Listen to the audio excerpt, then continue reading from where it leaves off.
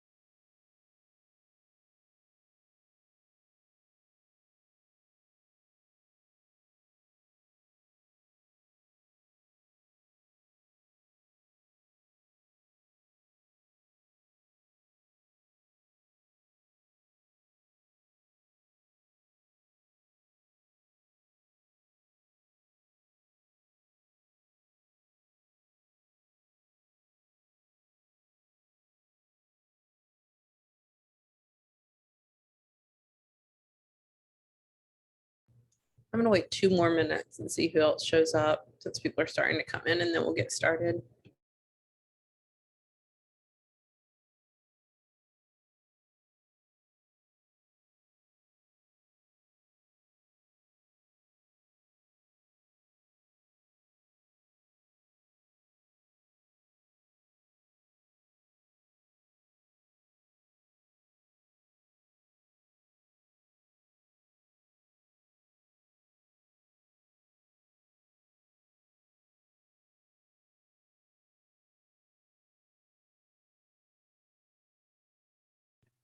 Morning.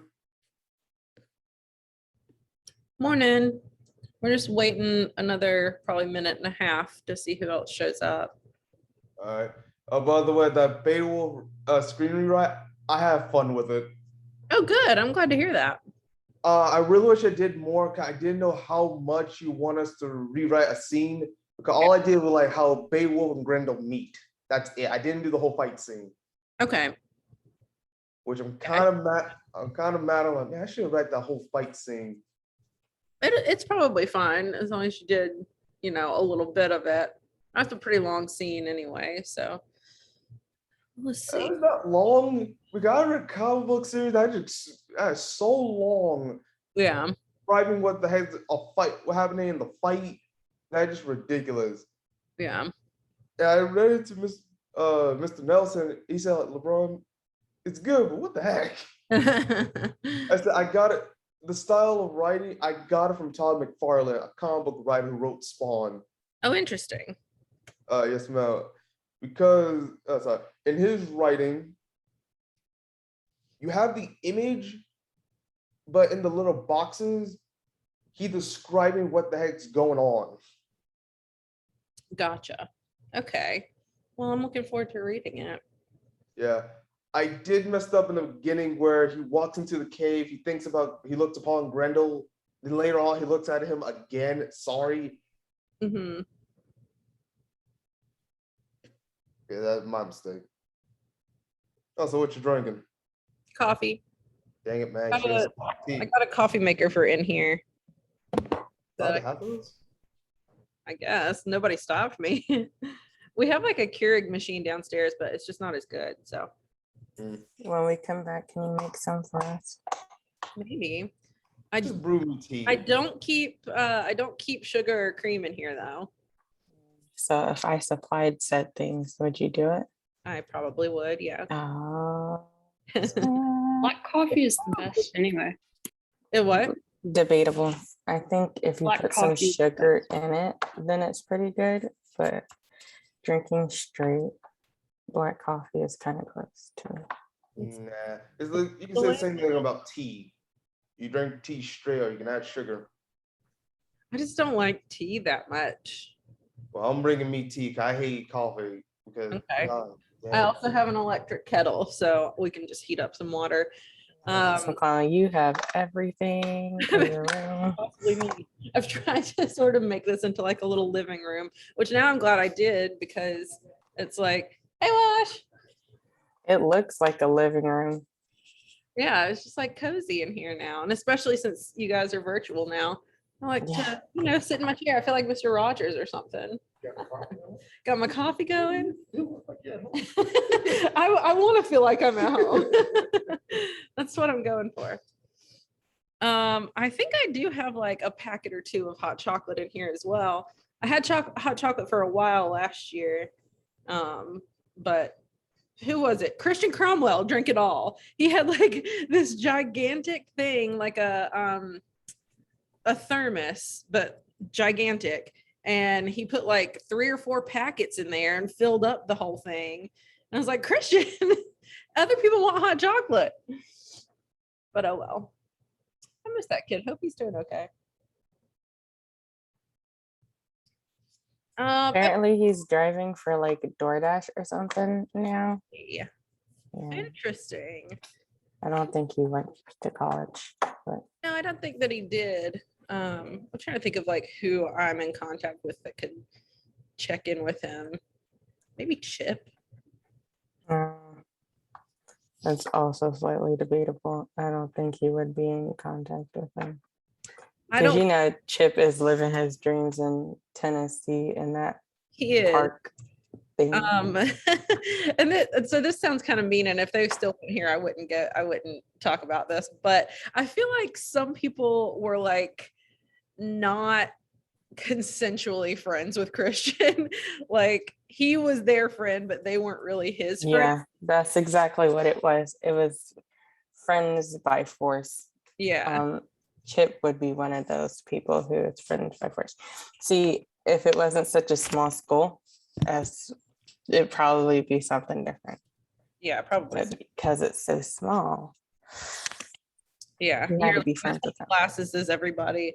Like, maybe you don't like everybody in your grade that's in all of your classes, but you probably still talk to most of them because you're just around them all the time. Yeah. Yep. Okay. So we don't have, wait a minute, let me just double check because sometimes people come in. We don't have Cade. Genesis isn't here, is she?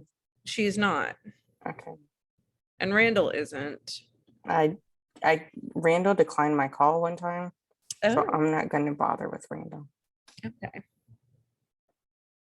Well, we can get started anyway because our first thing is just out loud.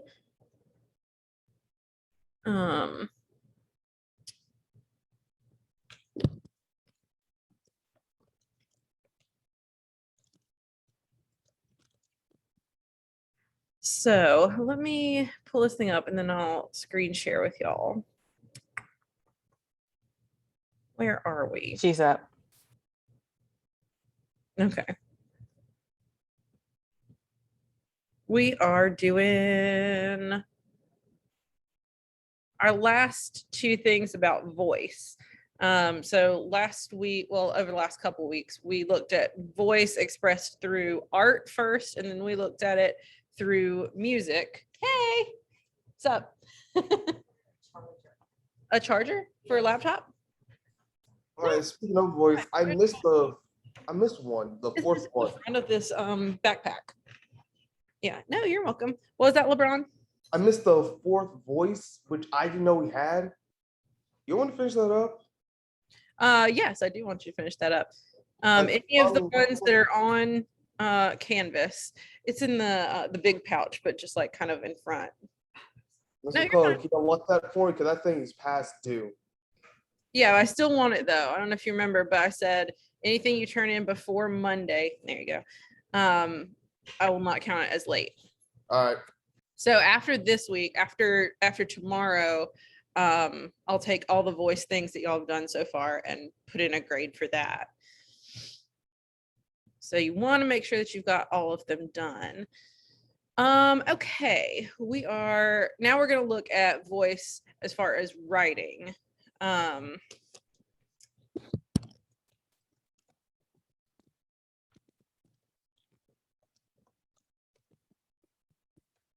All right, let me pull this up. We're just looking at one sentence today, but it's interesting. I think they picked a good sentence for this.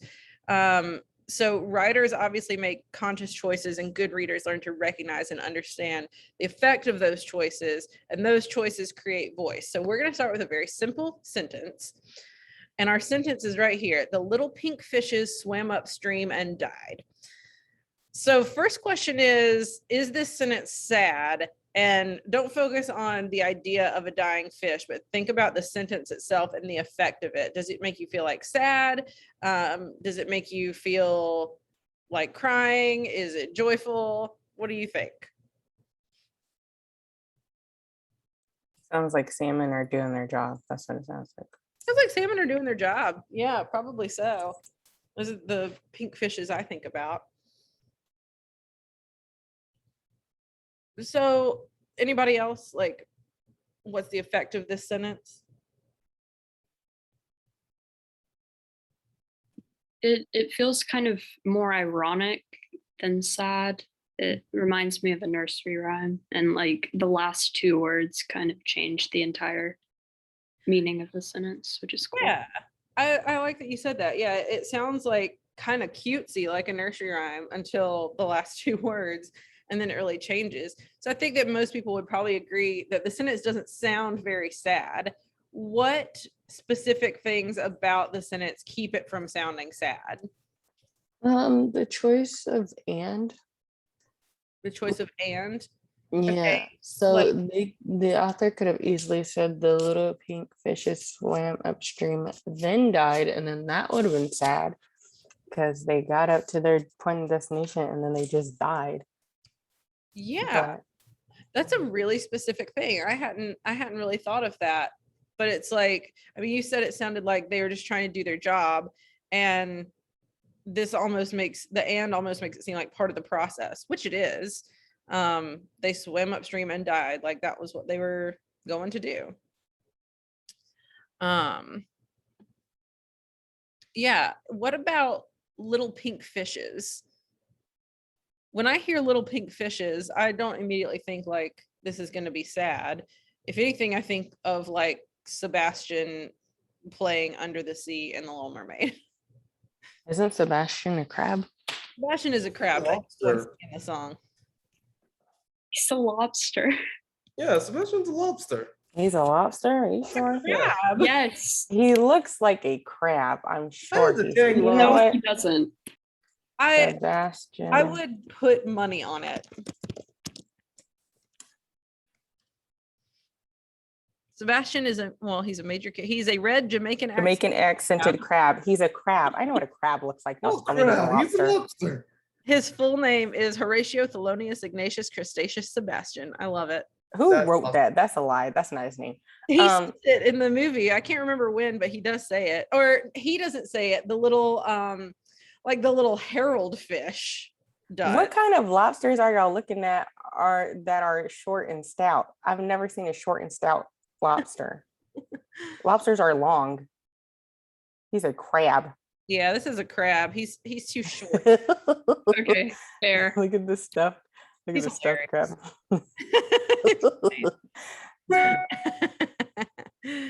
Hang on, I'm gonna start sharing my screen with y'all for a second because I got an email that I need to see. Sure why. Victoria said she got kicked out of the Zoom from her Wi-Fi and now can't get back in.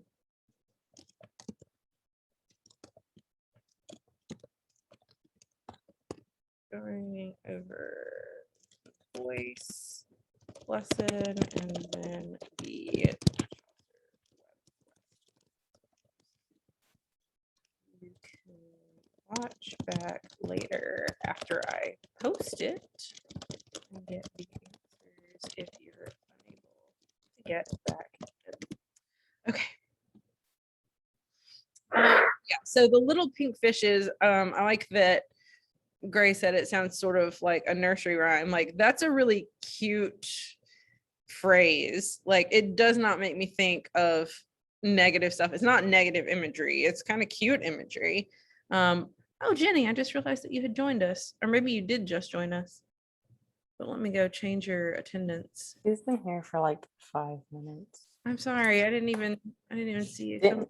Did you not admit her? Oh wait, no, because you still haven't done the thing where you. Oh. And the thing is, I've tried. Like, I've changed my settings. Maybe I need to like restart my computer, or I don't know. I don't know what's going. Because like in some of my later classes, it does have a waiting room, but this one doesn't. My last period doesn't, which is complicated because my last period is my biggest period. Like, most of my kids are in there, so it's just like I can't keep track of everybody. Okay, so tomorrow you can go ahead and be thinking about this, but you're going to write a sad version of this sentence. You're going to change things around, the same meaning, but you can use different words and try to use sadder imagery to actually make. Can we keep the same amount of words, or can we add more words? You can add more, yeah. Mhm. Okay. Well, shoot, I thought I was sharing my screen, but I wasn't. Okay, so we are going to go over the Geoffrey Chaucer web quest, which I do want you to turn in. But let's go over it so everybody has the right answers and we can talk about it a little bit. Okay. Excuse me. No, not this. I'm dying, it's fine. Quit saying you're dying. You're not dying. Trust me. We're all dying. We're just dying slower. Yeah, but she's dying now that she's choking on spit, which is speeding up the process. Yes, exactly. Okay, so our first question on the Geoffrey Chaucer web quest: what historic event marks the beginning of the medieval period, and what does the word medieval mean? It's the fall of. Can you say it again? You cut out. It's the. Sorry, it's the fall of Rome. Yes. I felt like you were teasing me for a second. You were like, it's the fall. I'm like, what are you saying? It is the fall of the Roman Empire. Yes, that's what marks the beginning of the medieval period. What does the word medieval mean? I want to say I go back, but I think the word means dated or old. Sort of. I mean, now it does, but it means it just means relating to the Middle Ages, which, like, when they were in them, they didn't consider them the Middle Ages. They probably didn't use the word medieval then. They weren't like, we're living in medieval times. Like I've said, like I wonder, 300, 400 years from now, what will people call our era? Like you never have a name for it while you're in it. Call it the modern era. Well, the modern era is actually already passed. We've had the modern era and the postmodern era. Well, just call us the new modern, Maybe so. Postmodern. postmodern. What would be B C C C E E E E E. You know. We might still technically be postmodern because I don't think postmodern really has like an end date. So we could still be in. We could be the Betty White generation, and here's why. Betty White has been the best thing before sliced bread. So I think that should mark off a new generation. I think that'd be great. Because she deserves that respect. Born before sliced bread. So I feel like that would make a lot of sense, right? Yeah, I think so. She deserves to be recognized that way. Okay, number 2, William the Conqueror introduces feudalism to England. What is feudalism? You can just tell me things you know about it. You don't have to give me like.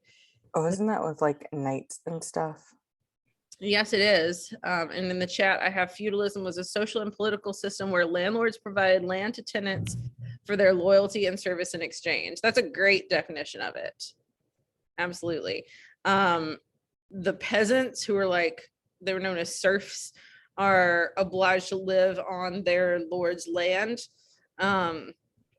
And yeah, in exchange for loyalty and service, you have to like pay him homage and labor and a share of the produce if you're like farming his land. So like not entirely a fair system. Also, I just realized we have more people in this class than I thought we did. What is fair? Well, I don't know what would be fair, but what's not fair, which is a thing that we still are struggling with, is when the rich just get richer and the poor get poorer and have to work 100 times more than the rich do and don't even earn a portion of what the rich are getting. There is equal opportunities for things. In this country, yes. So if True. if you hit one person with a right hook, but you know that your left hand is stronger, they're gonna have to hit you with their left hand because they know that their right hand is stronger. That is equal opportunity. Yes. That being said, and I know this isn't like not what we're talking about, but fair doesn't necessarily always mean equal. And that's the thing that I learned and will always remember from my first education class in grad school, because they were like, you can't always treat every child the same. You need to always treat every student fairly. But some students are coming in with like learning deficits or, just not working at the same level as other students. And you have to sort of accommodate them in certain ways that you don't have to use on more high achieving students. So I like that, like fair is not always equal, but in this system, when we're talking about like commerce, it should be, or at least somewhat. I know that there are people who would argue with that. There are plenty of people who are like, well, if I earn my money or like even have family money or whatever, like whatever's made me rich, if that's my money, why should I have to like give any of it away, or why should I have to help anyone else, or like why don't you just let me have what belongs to me? And I'm sure that is how the aristocracy of medieval times probably thought too. Okay, who is Henry II and what did he do for England?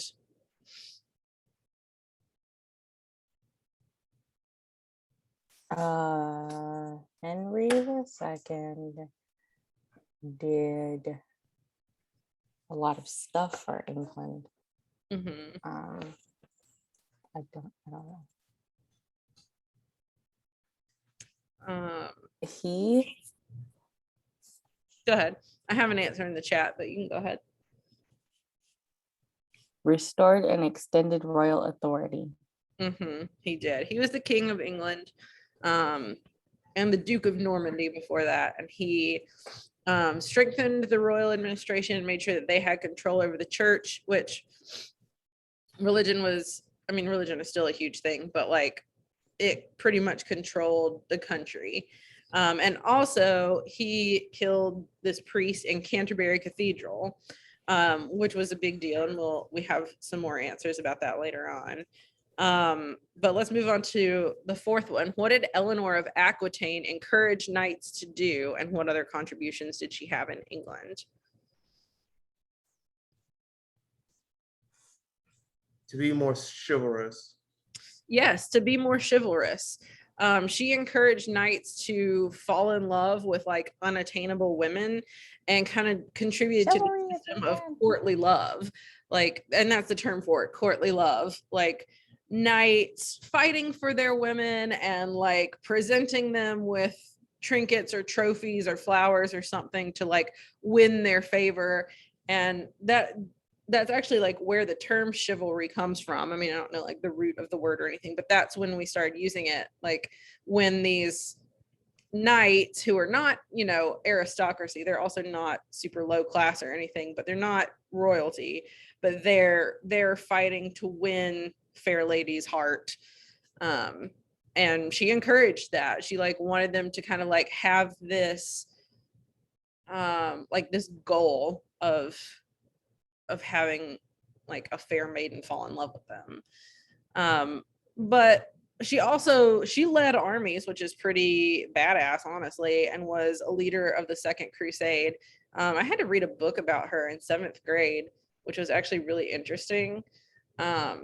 But I don't think it really like sunk in like all the stuff that she did. I'd like to reread that book. Okay. First lady. She ain't the first To do lead an army. To lead an army. I don't know if she's the first. There's a lot of ladies that have been leading armies, which I find that a little funny. I'm gonna look it up real quick. The army who defeat the Romans, which I can't remember her name right now. You have Joan of Arc, the Lady of France, best swordsman I ever heard of. Joan of Arc would have been right around this time. Huh.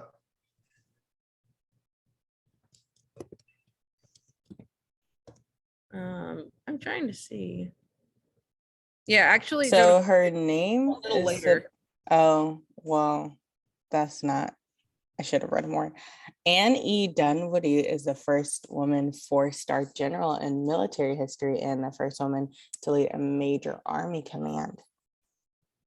Yeah, everything I'm seeing is like U.S. Army, and I don't care about that. Minus Harriet Tubman, Kathy Williams. Oh, Anne E. is very modern. She has a real colorized photo. Deborah Simpson, 1760 to 1827. Oh. This woman, 484 BC. There you go. Artemisia of Caria.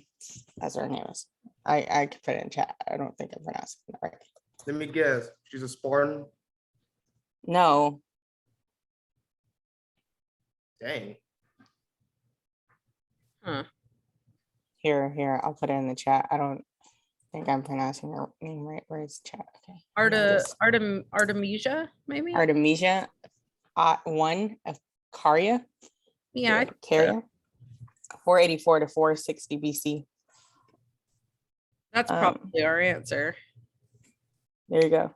She was a naval strategist, commander, and the sister and later spouse of someone, the ruler of Caria. Sister and later spouse. She married her brother. Ooh. Oh, okay. I mean, that makes sense. And took over the throne from him. Oh, look at her. I know. That's wild. She ruled during the overlordship of the Persian king Xerxes.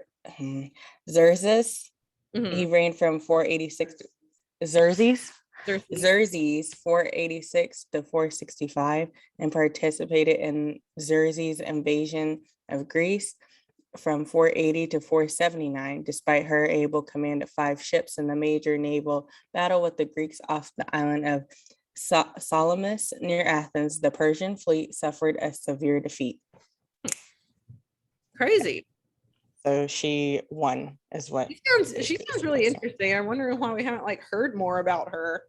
Maybe if you study like Greek history, you do, but I've never heard of her. She was born in 520 BC, so obviously they knew when she was born. Mm-hmm. So there was something there. Crazy. Yeah. Okay, number 5. Why did feudalism start to decline, and what inspired the growth of commoners' power? Because the rich were doing something completely stupid. Well, what were they doing? Corruption. They treated their people illy. Yeah, they did. They did not treat their people very well. And in addition to that, the peasants kind of started moving into towns where they could buy their freedom. And if you can buy your freedom, why wouldn't you? So like they start kind of revolting. And also this is during the period of the Crusades, which are like religious wars. And because of that, people are traveling a lot, and it just opens England to more trade. And anytime you have more trade, your economy is gonna increase. It's gonna flourish more. So that happened, but you also have the plague, which is causing trade and commerce to slow. So peasants are starting to have more opportunity to participate in commerce. Which they didn't really have before. They're sort of like forced into the position by the plague, which I feel like we can relate to more now than any other time that I've taught this. Probably, we actually know what it's like to have. I don't know if we've called it a plague, but There's a plague. Basically, well, I'm sure it could have been prevented. I'm sure both plagues, really honestly, could have been prevented. Well, technically all 3 of them, counting the Spanish influenza. I'm sure they all really could have been avoided if people would just stop eating things that they weren't supposed to be eating. No. See, it wasn't for the Black Plague. It wasn't what we're eating and what we're throwing away. It was our waste. Well, yeah, besides them system of cleaning. Besides them peeing in the street. Yeah, that's pretty bad too. Yeah, but it was a gross time. There was a case, it was actually really quite recent, where this Asian couple on a plane got the Black Plague from eating a rat. So I can only assume that it came from something of that said nature. These things. Also, like I have so many questions about that, but I feel like it was like in 2014 or 2015 or something like that. But it was quite recent. Yeah, weird. Okay, what types of literature, and I noticed my typo in here later, but what types of literature were popular among the English-speaking common folk?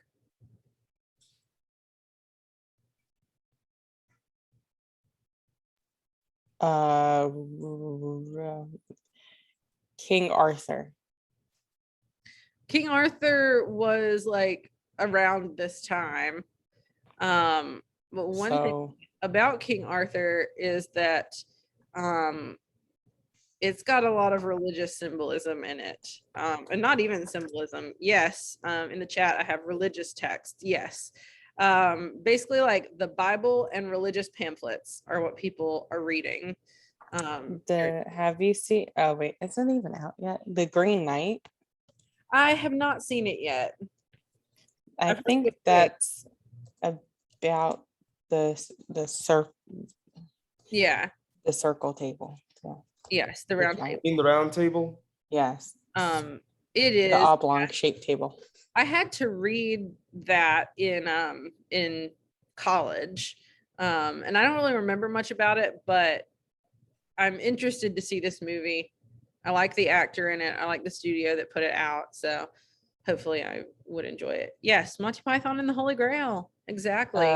There is a movie on Disney Channel. I don't know if anybody remembers it, but it was one of my favorite movies. It's called Avalon High, and it was about this girl who is a descendant of King Arthur, Oh. Oh and yeah. she went to like this high school that was meant for children that were like descendants of like the royal kids or the royal remember people that. of. Hmm.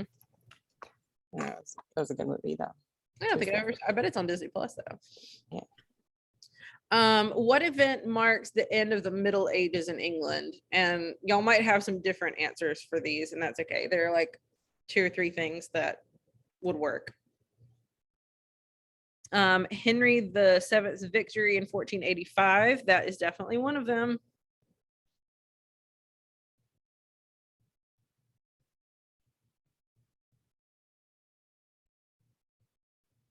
Anything else?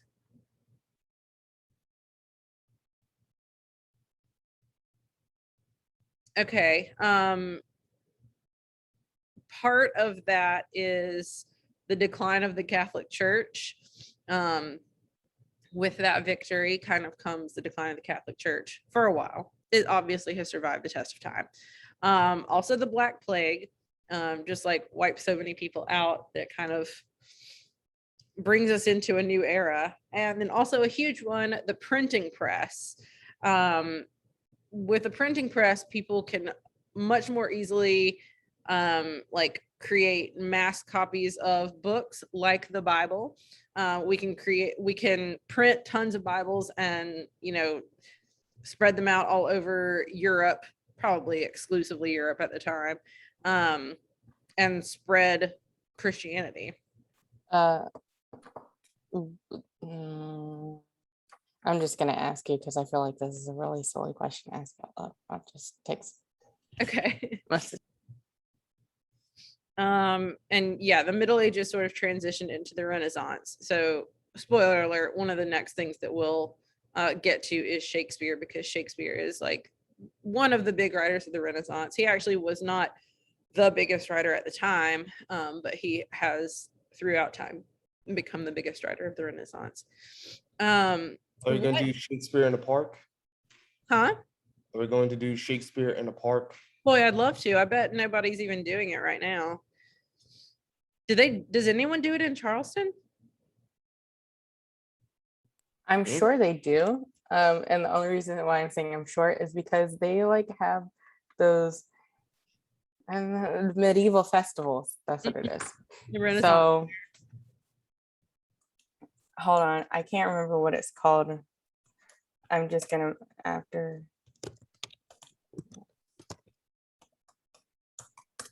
Oh, just there's a Charleston Shakespeare Festival. Yeah. They also have Greek festivals. Well, they used to. Yeah, in a park, a lot of people do Shakespeare in the park. I mean, it's a huge thing in New York, but I would imagine a lot of people do it kind of all over the place. That could be our senior trip. Oh my gosh, how fun would that be? We go to a Renaissance festival.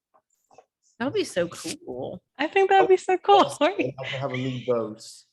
It's so fun.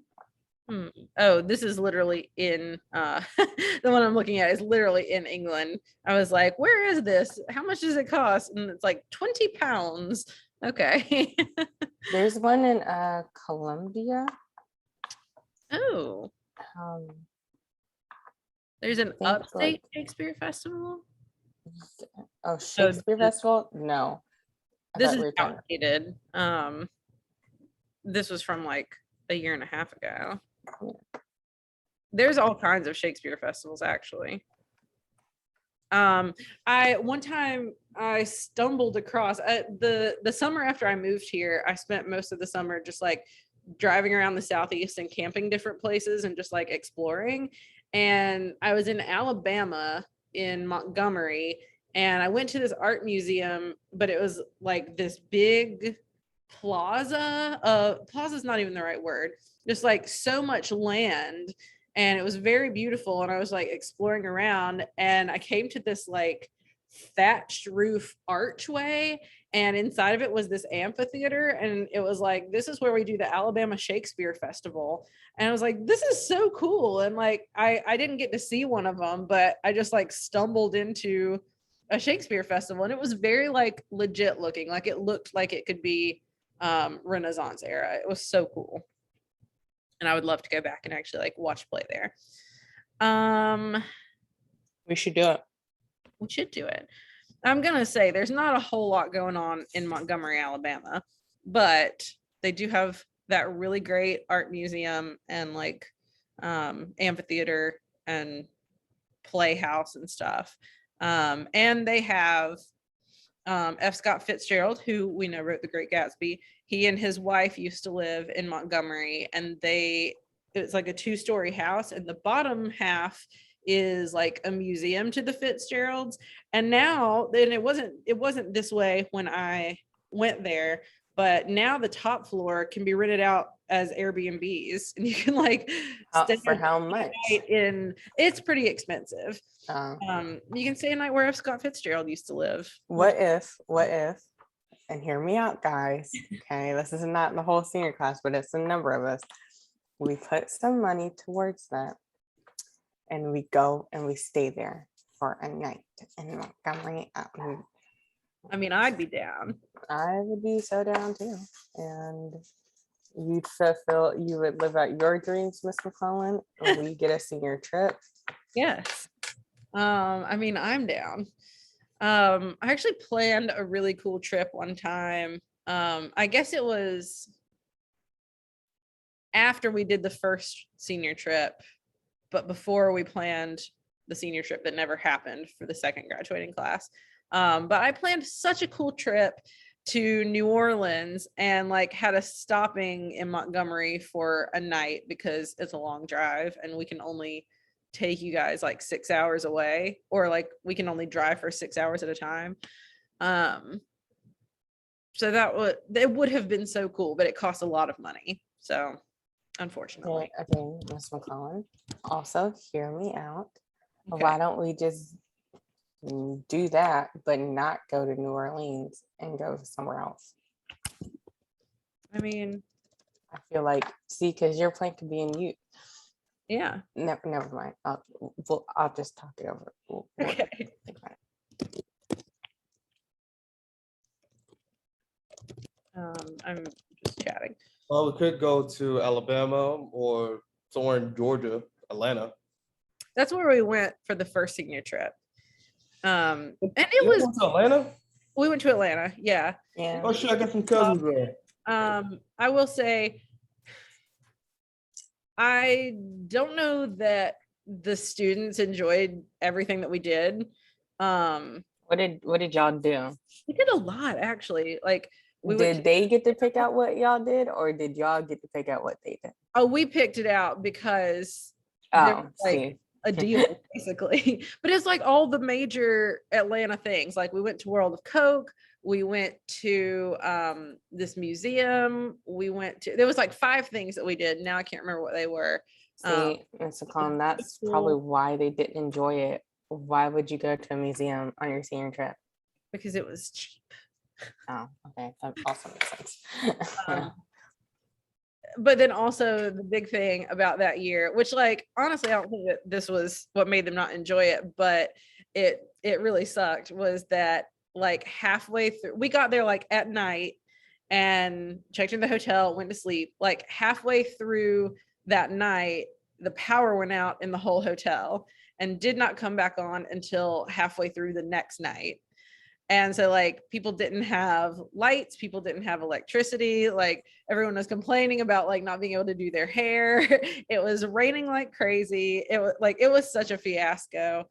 So y'all were just like suffering out there. Y'all were living like savages. Oh no. We went to the aquarium, and I remember that because that was the first thing we did that next morning, and I wasn't able to get coffee until we were at the aquarium.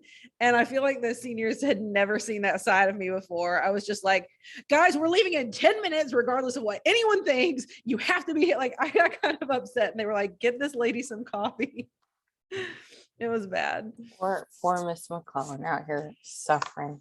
I know. Well, see, because we're gonna plan the trip, and then y'all just have to be like, okay, how are y'all getting there? Okay, because we can do it. We can do it. Trust us. I am totally open for you guys to brainstorm. What we're Let's coming up with, it sounds like a grand idea right this second, and I'm kind of excited for it. Yeah. But the only thing that's gonna kind of stopping us is like COVID. Exactly. So if that's we- why I think, and like after I talked to you guys the other day, and I apologize to those of you who are not seniors because I feel like we definitely got off onto a senior tangent. But after I talked to you guys the other day, I think I'm going to look into some fundraisers, not popcorn, so that we can start Yes. raising funds. And if we are able to take a trip, then we'll already have some money in the bank for that. And if we and plus a majority of us have a job, the majority of you have a job, which is helpful. so we could also raise our own money. Oh, 100%. Yeah. Because it doesn't make any sense Yeah. why we wouldn't. And then one of our ideas, they were like, it's so expensive. Like it just like, come on. Like, are y'all telling me y'all don't have money, but y'all were just able to go to downtown for no reason and buy stuff? It doesn't make any sense to me. The things that make it most expensive are hotels and transportation. Yeah, that. Miss Cathan was talking about us. This was years ago. She was like, I want you guys to go on a cruise or something, or like go like across the world, basically, for our senior trip. She and I, 3 years ago, I guess, pitched a Europe trip to the board, but they turned us down. Well, I know that, but Miss Cathan, this was in 7th grade. Yeah. Well, yeah, she did. She thought she knew us, and the majority of problem people left. For COVID. I know. I'm just saying, like, it would make sense if we were like to go to like on an. Okay, I don't deserve this. Ask you because class time is actually almost over. What makes Geoffrey Chaucer England's first great writer? He wrote about things that nobody else had the guts to write. Yeah, that's actually true. He wrote about things that nobody else was writing about, and he wrote in like common language. A lot of literature before then was like for the upper class, and it sounded like it was, but he wrote like a common person because he was born as a common person. But because of that, he kind of legitimized English as a literary language, which it wasn't until then. What was his home life like? I told you a little bit about that just now. Were they wealthy? Were they poor?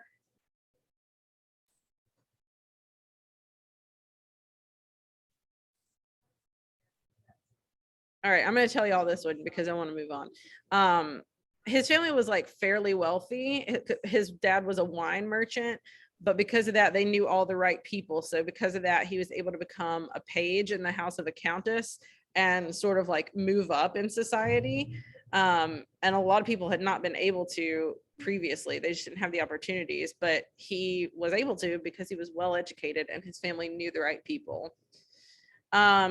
How might his diplomatic travels to Europe have provided inspiration for his writing career? He had different kinds of inspiration and like information. He had different ideas from traveling. So yeah, basically. Yeah, he was able to like learn a lot about different cultures that he had traveled to, and also the Canterbury Tales is basically the story of like a bunch of people traveling to Canterbury together, and people think that like the journey that he went on probably provided inspiration for that. What were some of his literary accomplishments during his more fruitful years as a writer? His stuff became like extremely popular. It did, yeah.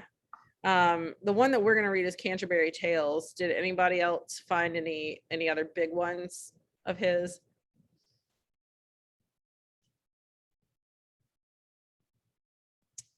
Yes, in the chat, Parliament of Fowls is one, and Troilus and Cressida is another big one. What honor did he receive when he died that was uncommon for someone of his social status? Yes, he received a burial plot in Westminster Abbey. Exactly. And that was not common for someone who wasn't like royalty or an aristocrat. What was London like during his life? And what might that say about the presence of disease? Dirty, disgusting. Mhm. It wasn't well managed. Yeah. I mean, if you're gonna dictate how somebody lives and how much they pay you, I would assume that you would understand that you also have to like clean up Yeah. after said people. But I think. hot take, just me. Yeah, it was disgusting and stinky Yep. all the time. Yep. Which contributed to Black Death. Okay. And last question. And when we talk about pilgrims, we're not talking about like Thanksgiving pilgrims. And we'll talk more about that next week. But why do people travel to Canterbury, and who does the shrine belong to that they're going to see?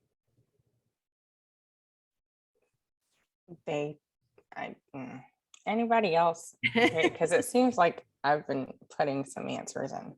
I know. And I haven't been calling on anyone else because we have like 1 minute left. Oh, we don't even have 1 minute left. Okay, I'm just going to tell you this one. The shrine belongs to Thomas Becket, who was the priest who had been murdered by Henry VII. We talked about a minute ago. And he was considered a religious martyr. So pilgrims came there to pay homage to him and worship at his shrine. And that's it. We'll talk more tomorrow. Didn't a priest save Hitler from drowning? I don't know. I'd have to look into that. Somebody saved Hitler from drowning. Maybe they should have. Yeah. All right. See you guys tomorrow. Hey, bye-bye.